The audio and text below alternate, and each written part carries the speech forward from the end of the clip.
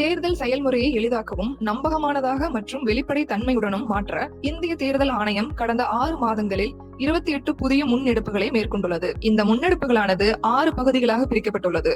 அரசியல் கட்சிகளுடனான இணைந்த செயல்பாடுகள், தேர்தல் முறைகளை தூய்மைப்படுத்துதல், தொழில்நுட்பத்தின் பயன்பாடு, வாக்காளர் பட்டியலின் துல்லியம், வாக்களிப்பதை எளிதாக்குதல் மற்றும் திறன் மேம்பாடு ஆகியனவாகும். இந்த காணொளியில் நாடு முழுவதும் உள்ள வாக்காளர் அடையாள அட்டைகளுக்கு வழங்கப்படும் தனித்துவமான எண்கள் பற்றி பேச போகிறோம். தேர்தல் ஆணையம் வாக்காளர்களுடைய வாக்காளர் அடையாள அட்டை எண் வேறுபட்டிருந்தாலும் அதனை கருத்தில் கொள்ளாது வாக்காளர் தமக்கென ஒதுக்கப்பட்ட வாக்குச்சாவடியில் மட்டுமே வாக்களிக்க முடியும் என்று தெளிவுபடுத்தியுள்ளது. தேர்தல் ஆணையம் இது போன்ற எண்களை உடைய அனைத்து வாக்காளர் அடையாள அட்டைகளுக்கும் தனித்த எண் வழங்கும் நடவடிக்கைகள் எடுக்கப்படும் எனவும், இனிவரும் காலங்களில் வாக்காளர் அடையாள அட்டைகளுக்கு இதே போல தனித்த எண் வழங்கப்படும் எனவும் ஆணையம் முடிவு செய்துள்ளது.